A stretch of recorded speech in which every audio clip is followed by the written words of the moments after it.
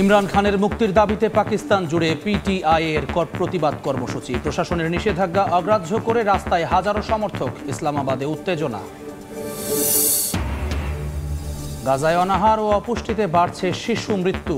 ত্রাণ নিতে গিয়ে ৩৬ জনের প্রাণহানি, একদিনে নিহত আরও ৭৪। হামলা বন্ধে ট্রাম্পকে সাবেক ইসরায়েলি গোয়েন্দাদের চিঠি। রাশিয়া থেকে তেল কেনার ঘোষণায় ভারতের ওপর উচ্চ শুল্ক আরোপের হুঁশিয়ারি ট্রাম্পের। নয়াদিল্লিকে মুনাফাভোগী আখ্যা। মার্কিন হুমকি অযৌক্তিক বলছেন মোদি প্রশাসন।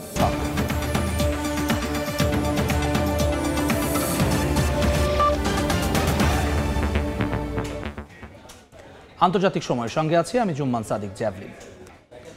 শুরুতেই জুলাই অভ্যুত্থানের বর্ষপূর্তি উদযাপনের খবর। জুলাই গণ অভ্যুত্থানের বর্ষপূর্তিতে উদযাপনে মেতেছে দেশ।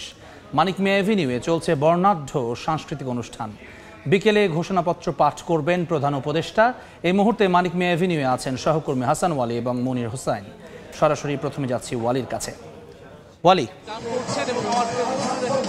অসংখ্য সাধারণ ছাত্র জনতা জড়ো হয়েছে, মঞ্চে গান চলছে এবং পুরো জায়গা জুড়ে অসংখ্য মানুষের উপস্থিতি রয়েছে যারা হাতে পতাকা নিয়ে, বাংলাদেশের পতাকা নিয়ে আজকে এই বর্ষপূর্তিতে এসে হাজির হয়েছে। তারা শপথ করছে আগামী বাংলাদেশ যাতে করে আর স্বৈরতন্ত্রের কবলে না পড়ে, আর যাতে করে মানুষকে রক্ত দিয়ে স্বৈরাচারকে পতন না ঘটাতে হয় এমন বাংলাদেশ তারা প্রত্যাশা করছেন। একই সঙ্গে তারা অপেক্ষা করছেন আর কিছুক্ষণ পর, অর্থাৎ 1 ঘন্টা পর এই পাশেই জাতীয় সংসদের দক্ষিণ রাজ্যের প্রধান উপদেষ্টা ডক্টর মোহাম্মদ ইউনূস জুলাই ঘোষণাপত্র ঘোষণা করবেন, যেটির মধ্য দিয়ে এই জুলাই বিপ্লবে যারা রাজপথে ছিলেন, অভ্যুত্থানকারী, তাদের স্বীকৃতি দেওয়া হবে। একই সঙ্গে আগামীর বাংলাদেশের রূপরেখাও তুলে ধরাবে, সেই প্রত্যাশায় তারা আসলে আছেন। তারা বলছেন এটি বিলম্ব হয়েছে, কিন্তু এরপরও যেহেতু শুরু হচ্ছে এটিকে স্বাগত জানিয়েছেন এই ছাত্র জনতা। আমরা তাদের সঙ্গে কথা বলেছি। এই লাখো মানুষের উপস্থিতি হয়েছে আজকে এই মানিক মিয়া এভিনিউতে।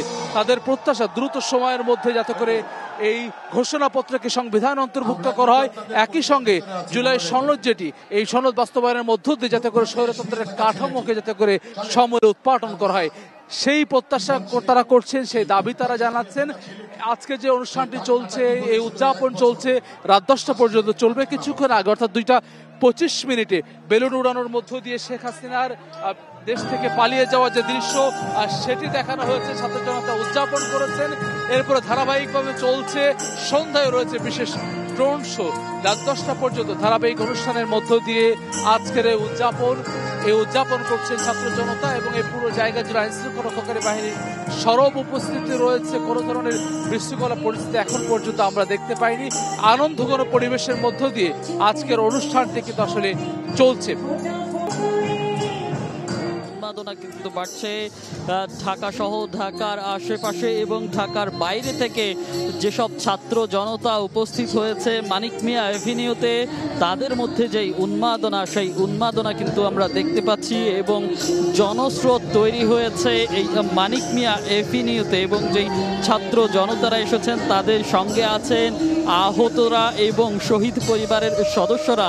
তারা আসলে যেটি বলছেন যে আজকে যেই 1 বছর পার হওয়ার পর যেই জুলাই স্বীকৃতি ঘোষণা করা হবে, জুলাই ঘোষণাপত্র পাঠ করবেন প্রধান উপদেষ্টা ডক্টর মোহাম্মদ ইউনূস, সেই ঘোষণাপত্রের জন্য এক প্রকার অধীর আগ্রহে তারা অপেক্ষা করছেন। অনেকেই বলছিলেন যে আরও আগেই এই জুলাই ঘোষণাপত্র দেওয়ার দরকার ছিল সরকারের, কিন্তু তাও যেহেতু বর্ষপূর্তিতে এই জুলাই ঘোষণাপত্র দেওয়া হচ্ছে, সেই জুলাই ঘোষণাপত্রের তাদের নানা দিক, তাদের যেই প্রত্যাশা, সেই প্রত্যাশার কথাগুলো বলছিল আমাদের সঙ্গে। এবং তারা যেটি বলছে যে আর যাতে সামনে আর কোনো ফ্যাসিবাদের উত্থান এই বাংলাদেশে না হয়, যাতে এই গত বছরের জুলাই আগস্টে যে গণহত্যা হয়েছে সেই গণহত্যাকারীদের বিচার যাতে নিশ্চিত করা হয়।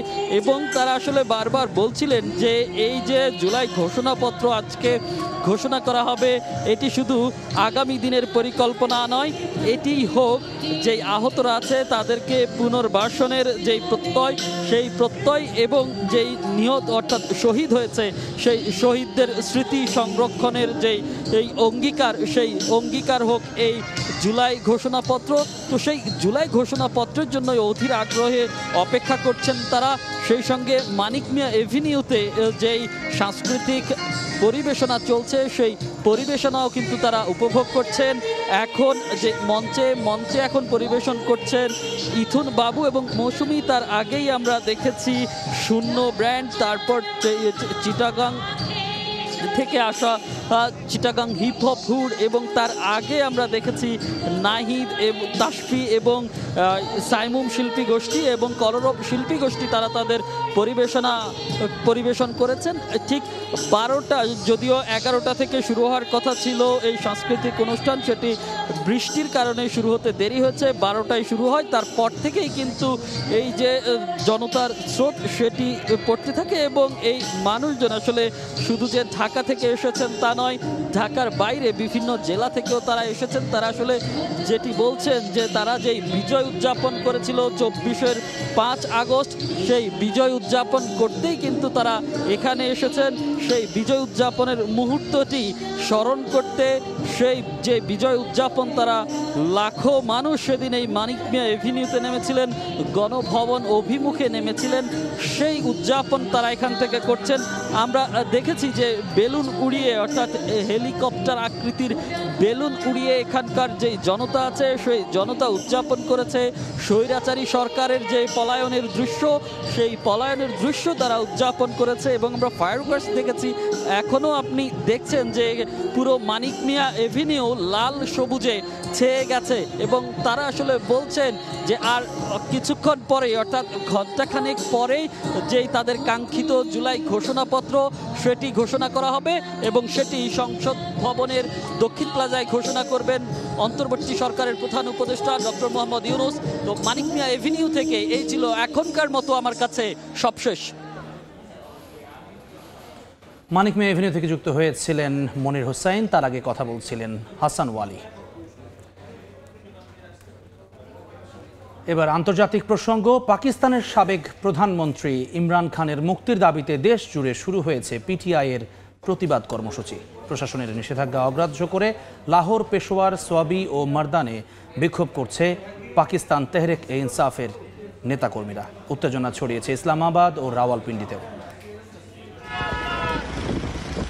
ইমরান খানের মুক্তির দাবিতে মঙ্গলবার সকালে লাহোরের রাস্তায় অবস্থান নেন পাকিস্তান তেহরিকে ইনসাফের নেতাকর্মীরা। পাঞ্জাব প্রশাসনের নিষেধাজ্ঞা অগ্রাহ্য করে বিভিন্ন সড়কে নামে পিটিআই সমর্থকরা। পাকিস্তানের সাবেক প্রধানমন্ত্রী ইমরান খানের গ্রেফতারের 2 বছর পূর্ণ হল মঙ্গলবার। তার মুক্তির দাবিতেই 5 আগস্ট দেশজুড়ে প্রতিবাদ কর্মসূচি দেয় পিটিআই। সকাল থেকে বিভিন্ন শহরে দলটির নেতাকর্মীরা জড়ো হতে শুরু করেন। প্রশাসন আগেভাগেই ইসলামাবাদ ও রাওয়ালপিন্ডিতে 144 ধারা জারি করে জনসমাবেশ নিষিদ্ধ করে। খাইবার পাখতুনখোয়ার মুখ্যমন্ত্রী আলী আমিন গান্ডাপুরের নেতৃত্বে পেশোয়ারে শুরু হয় প্রধান সমাবেশ। প্রদেশটির অন্যান্য জেলা যেমন সোয়াবি, নওশেরা, মারদান থেকেও ছোট ছোট মিছিল এসে যোগ দেয় কেন্দ্রীয় কর্মসূচিতে। পিটিআই বলছে শান্তিপূর্ণভাবেই তারা এই কর্মসূচি পালন করছে, তবে একাধিক স্থানে পুলিশের বাধা ও টিয়ার গ্যাসের নিক্ষেপের খবর পাওয়া গেছে। পাঞ্জাব ও সিন্ধে অন্তত 400 নেতাকর্মীকে আগেভাগেই গ্রেফতার করেছে পুলিশ। ইসলামাবাদে আদালত চত্বর ঘিরেও মোতায়েন রয়েছে অতিরিক্ত ফোর্স। এই আন্দোলনের নাম দেওয়া হয়েছে তেহরিক তাহফুজি আইন-ই পাকিস্তান। পিটিআইয়ের দাবি, ইমরান খানের বন্দিত্ব রাজনৈতিক প্রতিহিংসা এবং বিচার বিভাগের অপমান। দলটির কেন্দ্রীয় সমন্বয়ক সালমান আকরাম রাজা হাইকোর্টে আগাম জামিন নিয়ে আন্দোলন মাঠে নেতৃত্ব দিচ্ছেন। মালিহা সুহরওয়ার্দী, সময় সংবাদ। আন্তর্জাতিক সময় আরও থাকছে। অভ্যুত্থান ষড়যন্ত্র মামলায় গৃহবন্দী ব্রাজিলের সাবেক প্রেসিডেন্ট বলসোনারো। রাজনৈতিক উদ্দেশ্য প্রণোদিত দাবি, বিচারপতির ওপর মার্কিন নিষেধাজ্ঞা।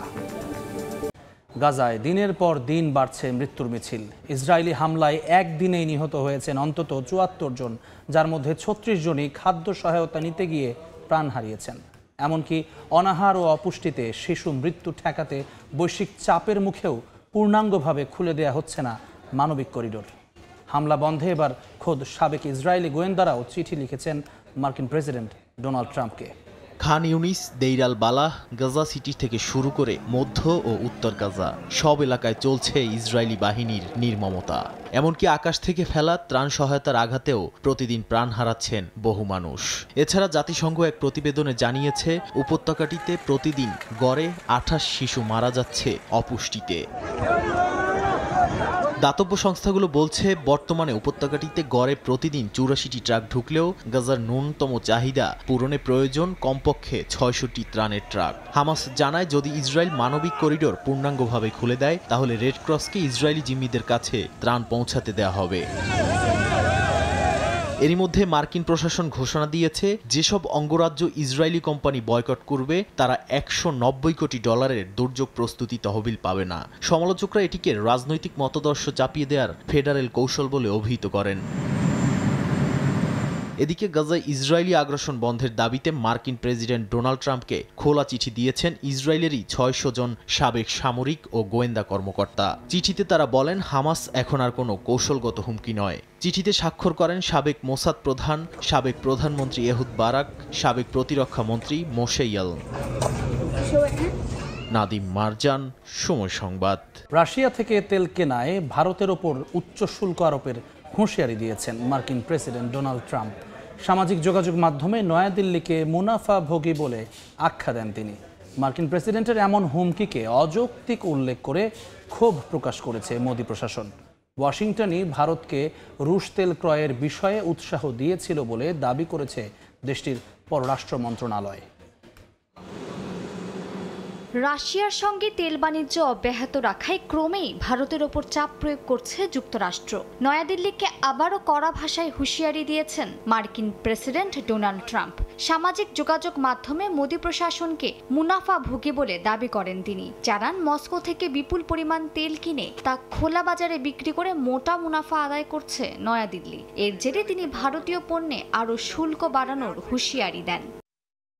ট্রাম্পের এমন হুমকির তীব্র প্রতিক্রিয়া জানিয়েছে ভারতের পররাষ্ট্র মন্ত্রণালয়। মুখপাত্র রণধীর জয়সওয়াল বলেন, নয়াদিল্লির বিরুদ্ধে এমন অভিযোগ ও চাপ সম্পূর্ণ অযৌক্তিক ও অপ্রয়োজনীয়। তিনি আরও দাবি করেন, জ্বালানির আন্তর্জাতিক বাজারে স্থিতিশীলতা বজায় রাখতে যুদ্ধের শুরুতে যুক্তরাষ্ট্রই ভারতকে রুশ তেল কিনতে উৎসাহ দিয়েছিল।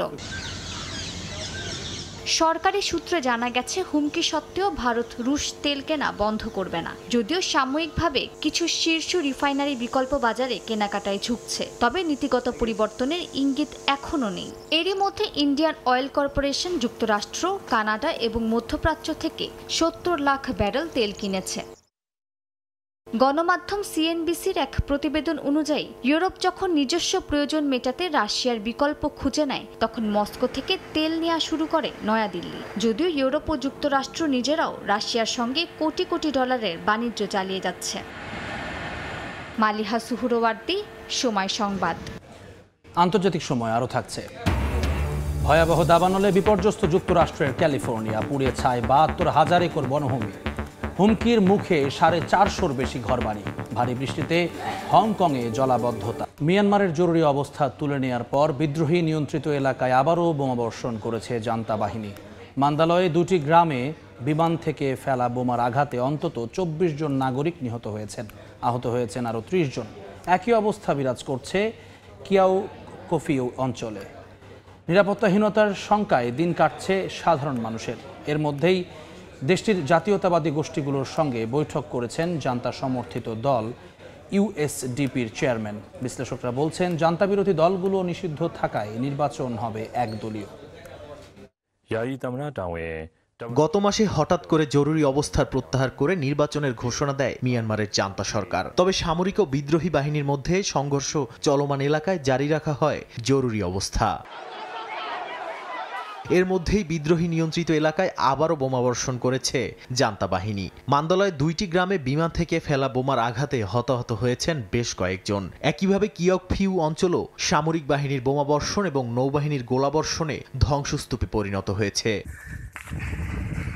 কিয়াকফিউ হলো জান্তার জন্য অর্থনৈতিক গুরুত্ববাহী এলাকা। সেখানে চীনা প্রকল্পের মাধ্যমে কোটি কোটি ডলার আয় হয়। তাই সামরিক বাহিনী এই অঞ্চল নিজেদের নিয়ন্ত্রণে রাখতে প্রচণ্ড হামলা চালাচ্ছে। স্থানীয়রা জানান, যুদ্ধবিরতির মধ্যে বিমান থেকে বোমাবর্ষণ ও ড্রোন হামলা চালানো হচ্ছে। এতে সাধারণ মানুষের জীবন কাটছে শঙ্কায়। এর মধ্যেই দেশটির জাতীয়তাবাদী গোষ্ঠীগুলোর সঙ্গে বৈঠক করেছেন জান্তা সমর্থিত দল ইউএসডিপির চেয়ারম্যান খিন ই। তিনি নির্বাচন সফল করার জন্য সবার সহযোগিতা চেয়েছেন। বিশ্লেষকরা বলছেন জান্তা বিরোধী দলগুলো নিষিদ্ধ থাকায় নির্বাচন হবে একদলীয়। আন্তর্জাতিক পর্যবেক্ষকরা বলছেন এই নির্বাচন শুধুমাত্র সামরিক শাসনের বৈধতার ছদ্মবেশ মাত্র। নীতি নির্ধারক দেশগুলোর মধ্যে চীন ইতোমধ্যেই জান্তা সমর্থক দলগুলোর পক্ষে অবস্থান নিয়েছে। অন্যদিকে যুক্তরাষ্ট্র ইউরোপীয় দেশগুলো উদ্বেগ প্রকাশ করলেও কার্যকর পদক্ষেপ নিতে ব্যর্থ হচ্ছে বলেও মনে করেন বিশ্লেষকরা। নাদিম মারজান, সময় সংবাদ। যথাযথ প্রস্তুতি থাকলেই কেবল ইউক্রেনের সঙ্গে আলোচনায় বসতে প্রস্তুত আছেন রুশ প্রেসিডেন্ট ভ্লাদিমির পুতিন। যে কোনো ধরনের শীর্ষ সম্মেলনের আগে শান্তি চুক্তির কাঠামোর বাস্তব অগ্রগতি প্রয়োজন বলে জানিয়েছে ক্রেমলিন। অন্যদিকে ইউক্রেনের প্রেসিডেন্ট অভিযোগ করেছেন যুদ্ধে চীন, পাকিস্তান সহ বিভিন্ন দেশের ভাড়াটে যোদ্ধা ব্যবহার করছে মস্কো। এর মধ্যেই রাশিয়ার গোয়েন্দা সংস্থার এক প্রতিবেদন অনুযায়ী ইউক্রেনকে ব্যবহার করে রুশ তেলবাহী ট্যাঙ্কারে হামলার পরিকল্পনা করছে যুক্তরাজ্য।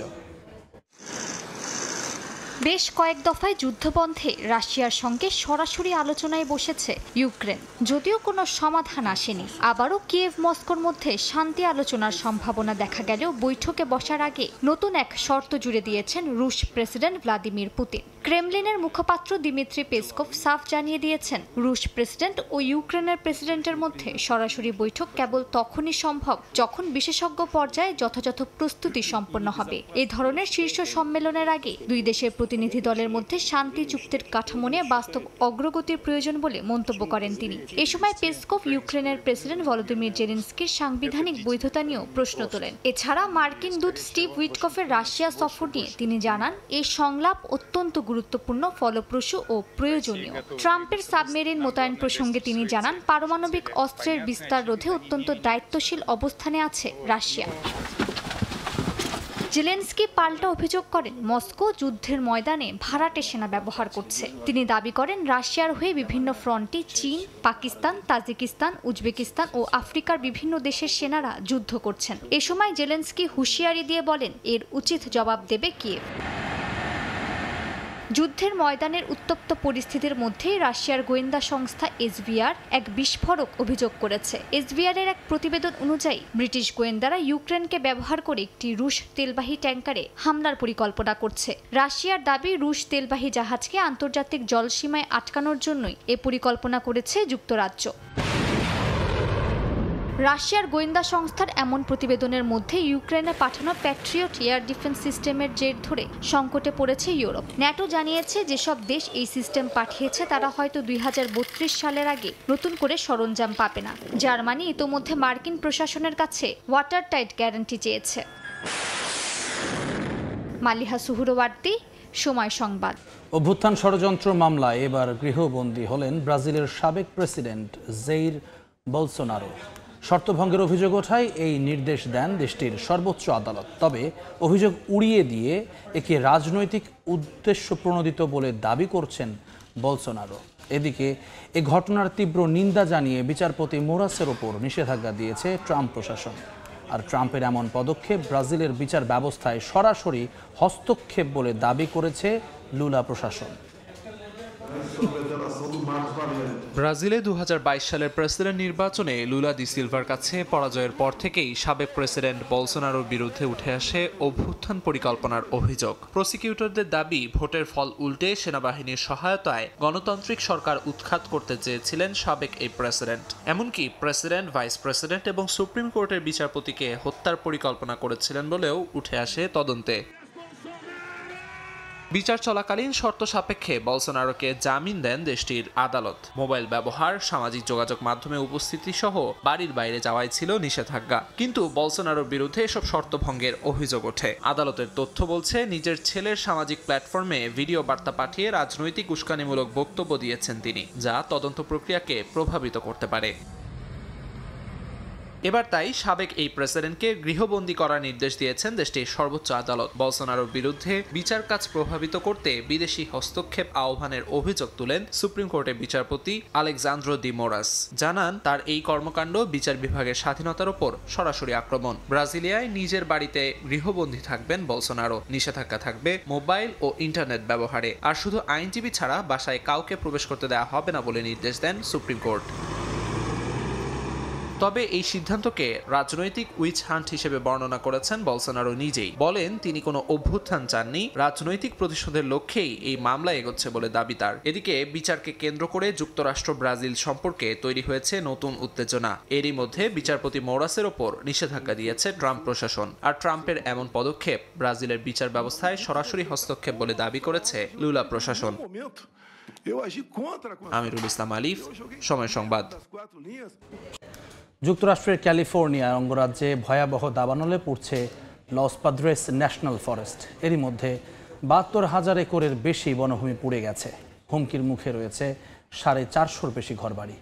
এদিকে শুষ্ক আবহাওয়া, উচ্চ তাপমাত্রা ও তীব্র বাতাসে আগুন নিয়ন্ত্রণে হিমশিম খাচ্ছে দমকল বাহিনী। স্থানীয় সময় সোমবার যুক্তরাষ্ট্রের ক্যালিফোর্নিয়ার সান্তা বারবারা ও সান লুইস ওবিস্পো কাউন্টির লস প্যাদ্রোস ন্যাশনাল ফরেস্টের বিস্তীর্ণ এলাকায় ছড়িয়ে পড়ে ভয়াবহ দাবানল। সান্তা মারিয়া ও বেকার্সফিল্ডের মাঝ দিয়ে যাওয়া হাইওয়ে 166 বরাবর কয়েকটি ছোট আগুনের সূত্র ধরে গড়ে ওঠে বিশাল গিফট ফায়ার। সোমবার সন্ধ্যা পর্যন্ত এই দাবানল গ্রাস করেছে ৭২,০০০ একরের বেশি বনাঞ্চল। আগুন নিয়ন্ত্রণে মাঠে নামানো হয়েছে ১,০০০-এর বেশি দমকল কর্মী, মোতায়েন করা হয়েছে বিমান, ব্যবহার করা হচ্ছে ইনফ্রারেড প্রযুক্তিও। নানামুখী তৎপরতা চালালেও মাত্র ৫% কিছু বেশি আগুন নিয়ন্ত্রণে আনতে সক্ষম হয় দমকল কর্মীরা। একদিকে উচ্চ তাপমাত্রা, অন্যদিকে তীব্র বেগে বয়ে চলা উত্তপ্ত ঝড়ো হাওয়ায় আগুন নিয়ন্ত্রণে হিমশিম খেতে হচ্ছে তাদের। স্থানীয় দমকল বিভাগ জানিয়েছে ভয়াবহ এই দাবানলে এখন পর্যন্ত প্রায় ৪৫০-র বেশি ঘরবাড়ি, খামার ও স্থাপনা ঝুঁকির মুখে পড়েছে। এরই মধ্যে বাসিন্দাদের নিরাপদ স্থানে সরিয়ে নেওয়া হয়েছে। অঞ্চল জুড়ে জারি করা হয়েছে জরুরি সতর্কতা। বিশেষজ্ঞদের মতে তীব্র খরা ও অনাবৃষ্টিতে বনাঞ্চল শুষ্ক হওয়ায় দ্রুত ছড়িয়ে পড়ছে দাবানল। আবহাওয়ার পূর্বাভাস বলছে সপ্তাহ জুড়ে উচ্চ তাপমাত্রা বজায় থাকবে, এমনকি ১০০ ডিগ্রি ফারেনহাইটও ছাড়াতে পারে তাপমাত্রা। আর তাতেই পরিস্থিতি আরও গুরুতর হওয়ার শঙ্কা বিশেষজ্ঞদের। আমিরুল ইসলাম আলিফ, সময় সংবাদ। এই ছিল আন্তর্জাতিক সময়। সঙ্গে থাকুন সময়।